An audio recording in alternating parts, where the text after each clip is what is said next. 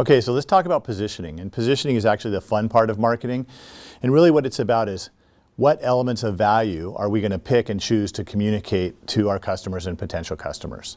Okay, positioning as a concept was made popular by two authors, Al Ries and Jack Trout, in a book called Positioning. And this is probably one of the most famous marketing books, and it's a Bible in most advertising and marketing executives' bookshelf. And so some of the main points they made were how you can strengthen the current position from a particular product. And one of the examples they use is Avis and Hertz. So at the time, Hertz was the big boy on the block, and everyone was trying to compete in the rental car business with Hertz. And so, can you say that we do faster service, we're cheaper? You can, what claims can you make that's going to resonate with consumer? Well, Avis came up with, well, we're not number one, but we're number two, and because we're number two, we're going to try harder. And so that's a concept that really resonated with consumers, that they were going to try harder, provide better service, etc., and that allowed them to compete with Hertz and allowed them to differentiate from Hertz. So we talked about differentiation. At the end of the day, positioning is how you're actually differentiating yourself against the competitors. It's owning an association in the mind of the customer. So a lot of times when I throw out a company, Volvo for instance, what's going to come to most people's minds? Everyone will say safety, right? So the associations and what you're doing in positioning is creating these associations in the mind of the prospect based on some features, attributes, or characteristics of your product or service.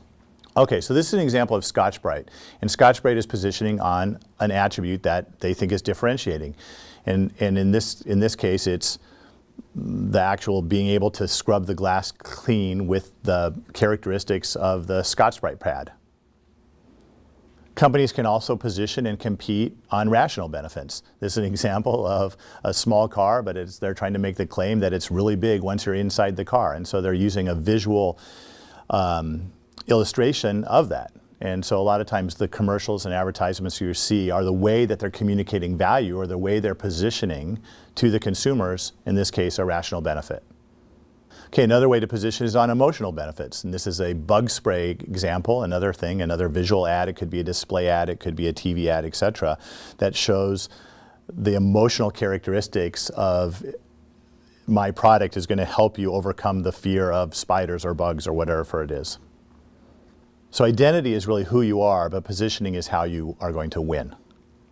Okay, I'll give you another example. Here's an example from the laundry soap category. So if you go in the laundry soap category at the store, you see huge number of SKUs, lots of companies trying to compete. There's some big players, right, like Tide, etc. But at the end of the day, you can't compete on the same attributes. You have to pick which attributes that you want to communicate value to the consumer that are going to differentiate you and allow you to compete. So Tide, powerful, all-purpose cleaner, does a job. They have the famous slogan, Tide's in, dirt's out. They fight stains. So they kind of own that space, and right, a lot of people, Tide is probably the leader in the category, and they own that space. So how can some of the other companies compete with Tide? Well, they're going to have to pick different attributes and compete on different things that are going to resonate with the consumer. So, good example, Era. Era uses enzymes to get dirt out. It's trying to sell on a different value proposition that's going to do as good or better of a job on Tide, but it really is calling out that it's the use of enzymes that's going to get your clothes cleaner, basically. Cheer. What's Cheer's value proposition? Well, they want to say that they do a great job cleaning in all temperatures, right? So that's going to resonate with certain consumers. So remember we talked about segmenting. Well, certain targets, certain consumers are going to connect with those value elements a lot more than the others, right? So probably the best example on this is Dreft. It's really geared towards babies, right? So it's all natural and it's safe for babies, and their slogan is a clean you can trust. And so that's going to connect, and they're trying to target families with little kids or babies. And so really that's how they're going to compete against Tide, is their specialty for that particular segment or that target market.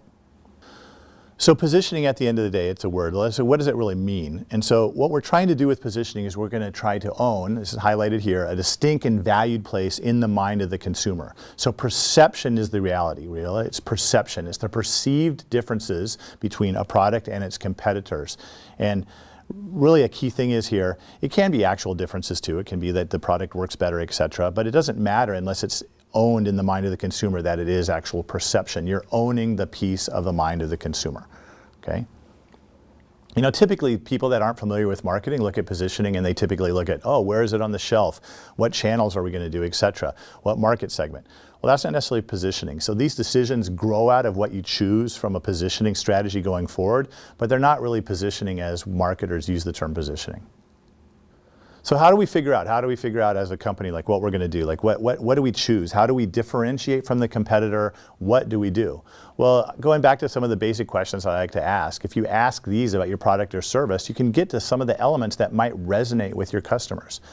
What is the need we satisfy? What are we really good at? And why do we exist? And right, it sounds like kind of simple, dumb questions, but if you ask those, that are going to get you to some of the elements that are going to lead to a more defined, specific positioning strategy. Positioning as a concept really relates really closely to brand and brand positioning. And so what happened in terms of back in the 1930s, people found that a lot of brands, for instance, cigarette brands in this case, people couldn't really tell them apart. And so what was distinctive about them? And really not that much. And so what marketers did in this time frame was try to create some association with their brand or product that was going to resonate with consumers. And so in their advertising, Marlboro, for instance, started associating their product with a cowboy and Western, and it became the Marlboro brand. And so there were certain associations that made consumers think that this product was more distinctive and unique than other products in the market. And so it really grew the brand of Marlboro versus competitors because they started owning some of those elements or some of those associations in the mind of the consumer that differentiated against other brands in the marketplace. One of the challenges that we have with positionings today is that our mind is bombarded, or we as individuals are bombarded with so many messages in different communication vehicles all the time that we create barriers and we filter out different things. And so one of the challenges that marketers and advertisers have is how do you get through that, and how do we effectively communicate our value, our position, our product or service vis-a-vis the competition. One of the things is how do you basically cut through and break through to get that message to the consumer. So positioning is really one of the most important, or in my opinion, probably the most important thing that marketers have to figure out and what they should do. But it's pretty challenging today. And for us, we talk about how do we communicate value, and communicating value is the essence of positioning. But today we are bombarded with so many messages, so many competitive products, etc., that it's much harder to get our message to consumers now than it was, say, 25 years ago. And what's happened is consumers are desensitized to the amount of messages. They're better at blocking things out. The other thing, a lot of things we talk about is the number of explosion of SKUs. Consumer choice has just exploded. It's unbelievable.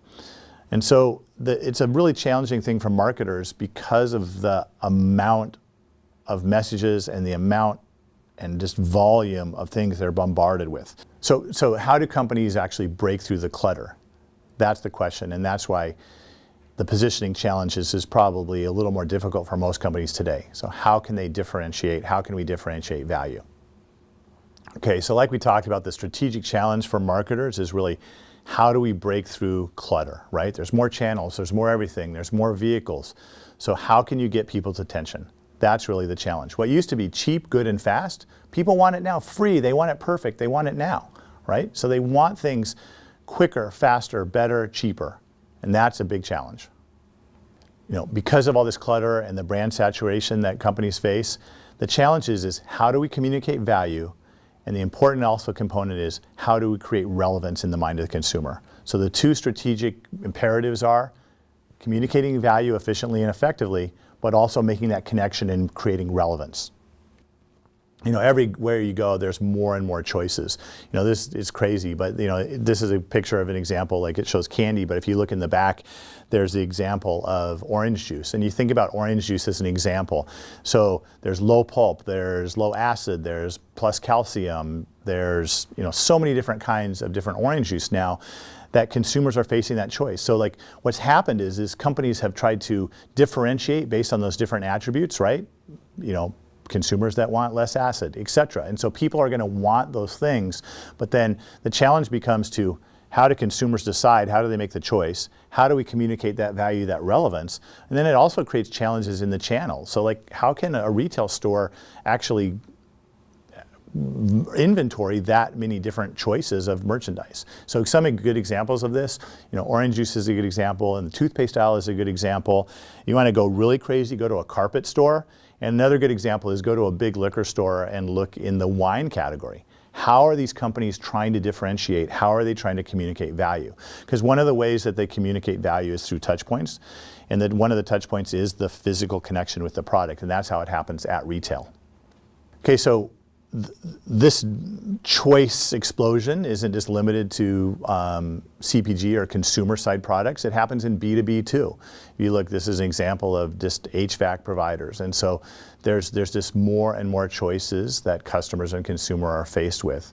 And because of that proliferation makes it harder for people to decide. And it also makes it harder for these companies to compete and communicate that value effectively. Jeans are another category that there's this SKU explosion, and there's all these different types of jeans, and companies are trying to differentiate on different elements. But what actually is differentiation? Remember, consumers are deciding on the perceived and actual value. What are the benefits and attributes that are communicated to them that are going to resonate with consumers, create relevance, and that consumers care about? So if you look at different jean companies, and this typically, when I ask a class, it's going to be different between men and women. So when I say like which jeans you buy, the women usually typically say fit is the biggest attribute that they're going to differentiate on. Guys typically don't know, but they just say they buy some.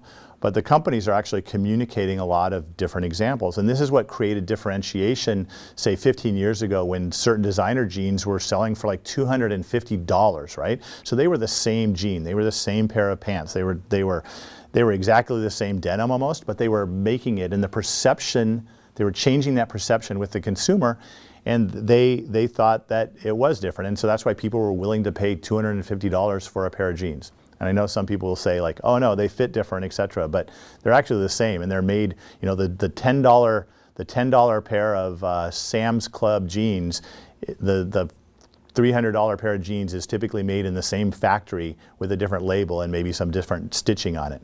But what matters is they're able to do it. They're able to charge that value to the consumers because consumers have some perceived value with that designer pair of jeans.